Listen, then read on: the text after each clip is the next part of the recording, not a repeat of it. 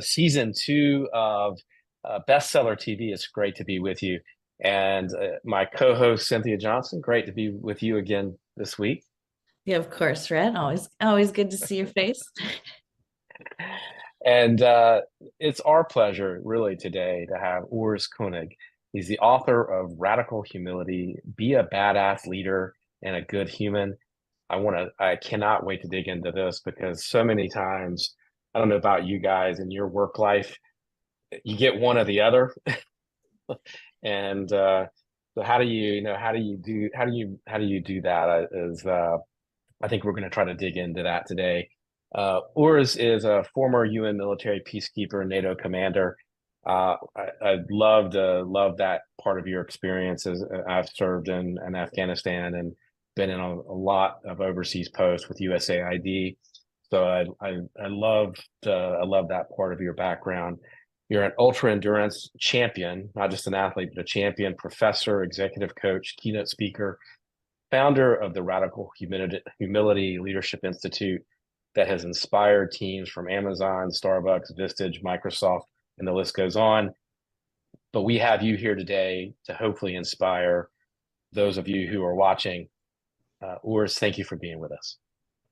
Thanks for having me. It's great to be with you, Rhett and Cynthia. And thank you for your service, Rhett. Good stuff. Well, thank you. Thank you for yours. So both. Back at you. Yeah. Thank you both. I'm going to jump in because I know we're here to talk about the book, but after that bio, I'd like to dig in a little bit to you and how you got to the book itself, right? So your leadership journey takes you to United Nations and NATO and beyond. What about those leadership roles helped to define or create this idea of radical humility in leadership? So I've always been drawn to humble people, right? Not just necessarily humble leaders. In my ultra cycling career, like people who let their legs do the talking versus the big mouth, right? So I loved hanging around humble people. And then when I was coaching and we came out of the financial crisis, social media started to explode. I experienced my clients always being a step or two behind. And a lot of them were still leading top-down command control. And so that got me sort of digging into, other ways to lead. And I came across this thing called humble leadership. And so I sort of looked at it and found it interesting, but never really studied it in more seriousness. But then two things happened. I deployed on my first peacekeeping mission to the Balkans in 2017. And then 2 years later to the Middle East for a year. And ironically, going back into a top-down hierarchical organization, what people often think of anyway, the military being, actually showed me that the best commanders are actually deeply humble. The best commanders deploy a growth mindset. They have deep self-awareness. They lead by relationships. And so I experienced that somewhat surprisingly. And then COVID happened, of course. And come on, when the world shut down, we all had to humbly admit that we don't know what the future holds, right? And humility started to bubble to the surface in a lot of business conversations. So anyway, that sort of got me then when I came back 2.5 years ago, I'm going to really research this humility thing in leadership. And so the outcome of that research, that quest is, of course, the book that I just published. Wow. I mean, that's fascinating, right? And in the book, you talk about that shift from heroic to humble. Could you explain really some of those specific characteristics that distinguish these two styles? Yeah, so, we often think of heroes as positive. So here I'm labeling heroic leadership not as something positive. It's sort of the leader sitting on top of the org chart, all the data, all the information, all the decision-making flows through the leader, and the leader has all the data and makes all the calls him or herself. So that's sort of quintessential heroic leadership. And the problem with that, it's many problems. The first one, it's too slow. Like in today's fast-moving world, until the stuff flows up the org chart and goes down to the front lines, it's already an iteration or two behind. So it's too slow. It doesn't do justice to our workforce. There's ample data and research on that. So my main thesis really is that humility is the key. Humility is, my definition, deep self-awareness, understanding myself in line with how others see me, leading relationally versus just by content expertise, and deploying a growth mindset. So seeing failures and mistakes as an opportunity for learning and growing. So rather than being the hero who has to, have all the spotlight and all the data and information and decision-making flows through me, I step out of the spotlight and let my team members shine. That's humble leadership.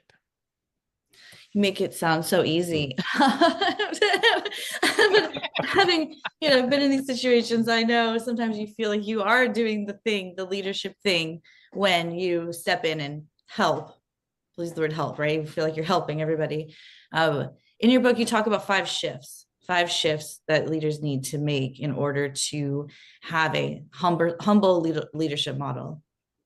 I would love to. So I can just at a very high level super quickly talk to them. So the first one I just touched on is self-awareness.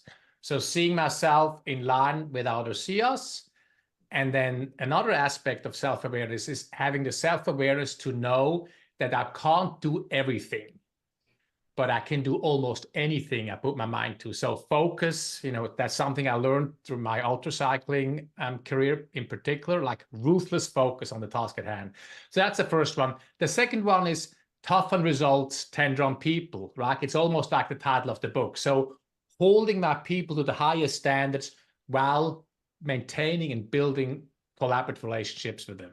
So that's the second shift. The third shift is lead like a compass. So this is all about what I talked earlier, empowered execution at the front lines, pushing decision-making as deep down into my team as possible, always asking myself, who else can do this? Everything that comes across my desk, who else can do this? Because the true test of leadership really is how the ship runs when I'm not there, right? So that's lead like a compass.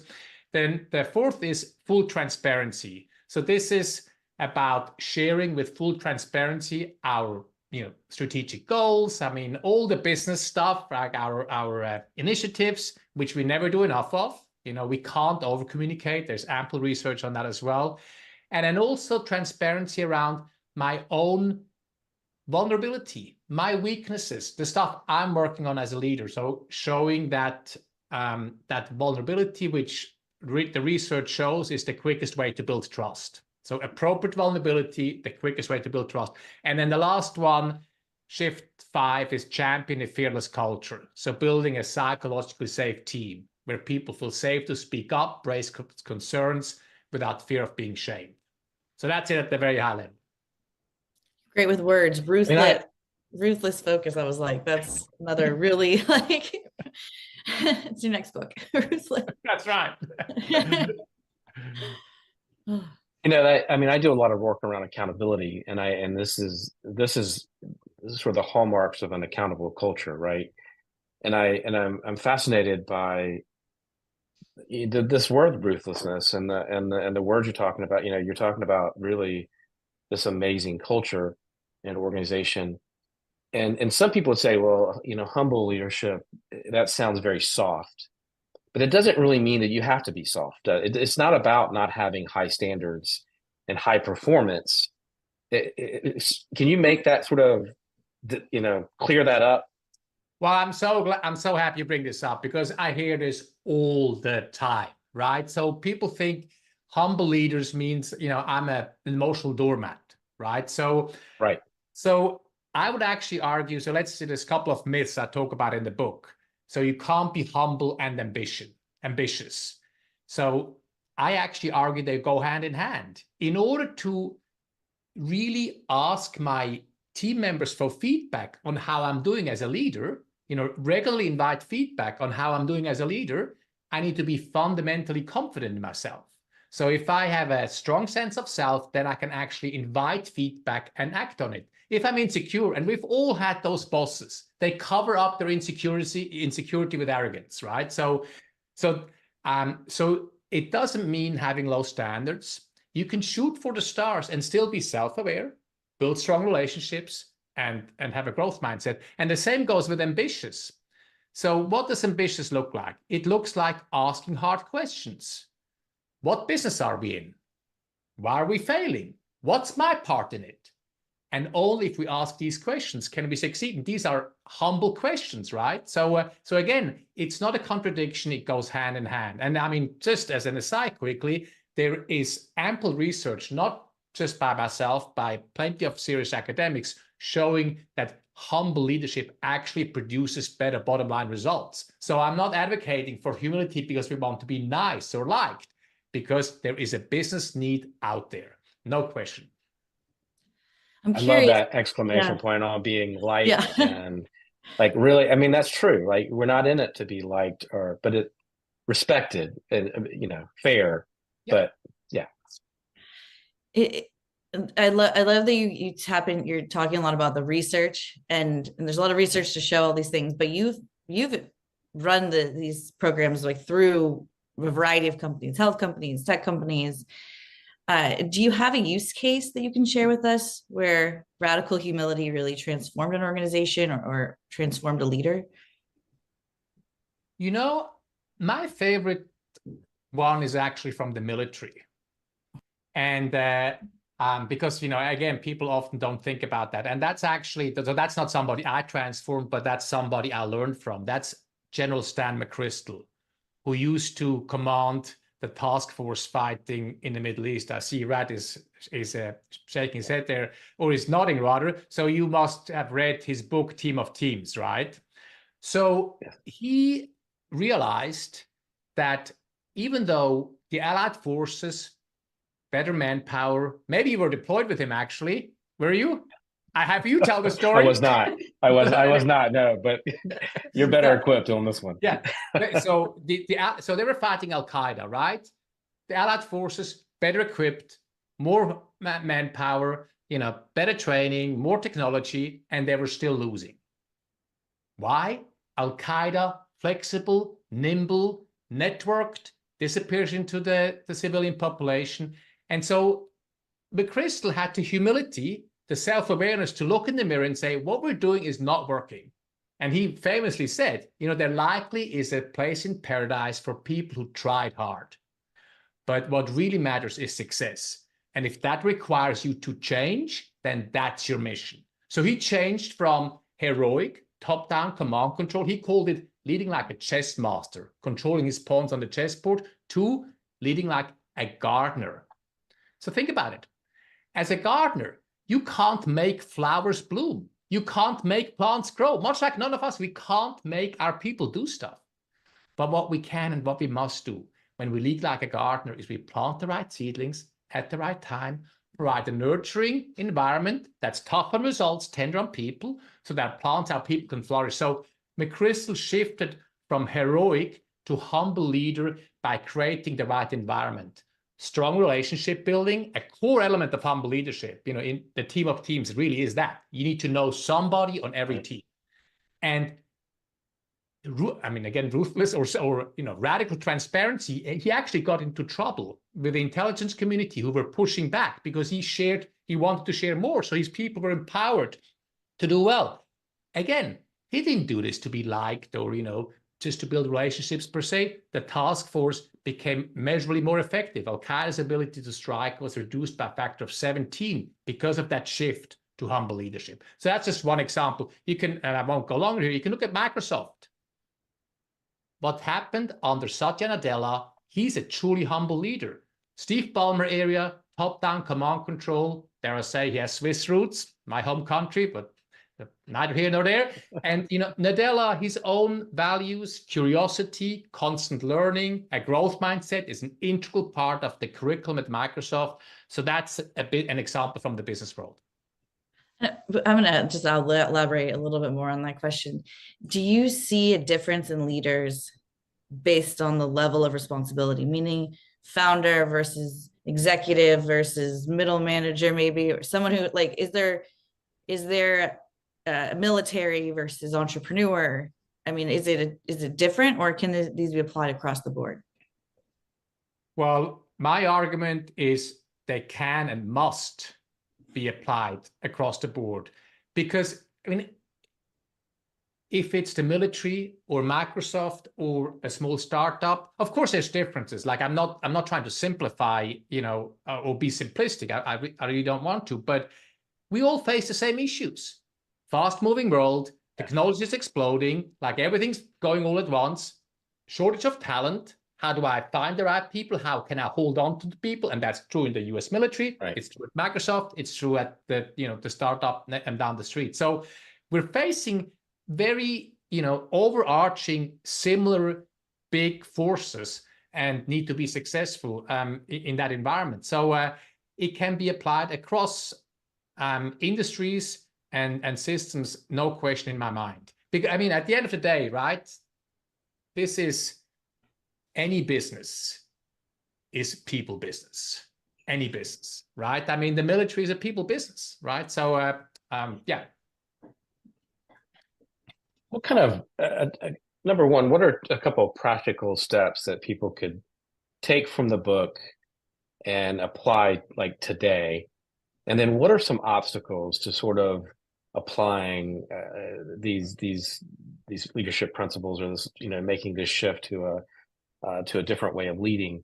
What are some common obstacles, in this humble approach? So, like, what are some practical steps, and then what are some obstacles to it? Right. So I have a lot of very practical exercises in the book with QR codes and whatnot. But my short answer is this: just ask. Just ask. So just ask. This is the first, pillar of leading with radical humility: self-awareness. Ask your team members at the end of every one-on-one these two questions. What do I do well as your manager? What can I improve? Simple.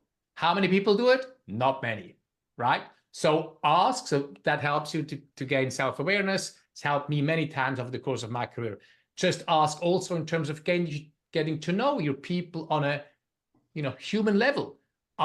Get to understand where they're coming from. You don't have to, that is culturally, by the way, coming back to your question earlier, Cynthia, that it depends on the culture, not across, the global, but also the company culture. How deep can you go? And it's different for everybody, right? So some people will open up immediately and have big conversations with you about whatever it is, end of life or the meaning of life, and others you won't get past the small talk about the weekend, and that's fine. So just ask.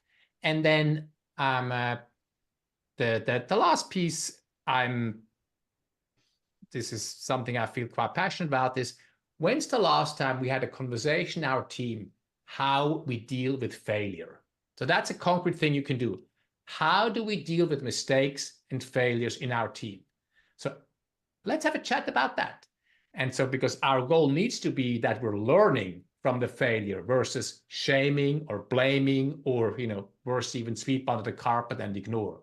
So these are, a couple of things that come to mind. You asked about obstacles. I just wrote that down because I'm working with a team this week. And that is a great question. So you just helped me. Thank you, sir. Absolutely. Anytime. Some obstacles. So what I sometimes hear is, how can I do this if I'm in a very traditional top-down command control culture, right? And so that can be difficult, right? So, but what we have control over, even as a first-time supervisor, is our immediate team. So Amy Edmondson, who wrote a lot about psychological safety, she speaks about create your own pocket of excellence. Don't look sideways, don't look up and go, oh my God, this is terrible in this culture, I can't do anything. Look down within your team. So you can control a lot there. So that's an obstacle I hear quite often. How do I deal with it if I'm in a top-down command control culture? Another one is this notion of, I guess, what I touched on earlier. What if people don't really want to get to know me on a personal level? What if they don't want to open up? And again, I mean, it's situational. With some people, you go deep very quickly, and with others, you won't. And that's totally fine. That doesn't mean you're a phony or you're not doing it right. So these are two of the obstacles I hear people mention. This is like, how do you know it's working when you start? Like you start and you're adopting it and you're asking questions. Maybe the feedback's not what you thought it would be. I don't know. At what point are you like, wow, this is helpful? It works when your turnover decreases, you have higher engagement, you have higher trust, and you have higher performance. but that's when it's working, right? Again, I'm not advocating for humble leadership because we want to be nice or like, it's because it produces business results at the front lines. And so, I mean, you know, there's so much research out there, and we don't have to wait until the results show up. When it's working, when you develop more trusting relationships with your team members. Because what happens when you have more trust? Probably better communication. What happens if you have better communication? You know, performance, engagement increases, performance increases. So it's like this upward spiral. Yeah. Is it something that has to be evaluated? You know, all right, we have no turnover, but we're underproducing now. Like, is it something that has to be revisited in like looking at how you're applying it each step of the way? Yeah, and you know, just to be clear, we will never get there. Okay. I mean, it's all a process. Like much like us as human beings, as leaders, we're all work in progress. Right? We never get there. So yeah, consistently, you know, reevaluate what you're doing, how you're doing it, and how it's landing, and then adjust accordingly. You know, we do a lot on. We have a lot of executive coaches on here, and that might be my bias. Sorry, Cynthia. But I'm fascinated by this. You know, does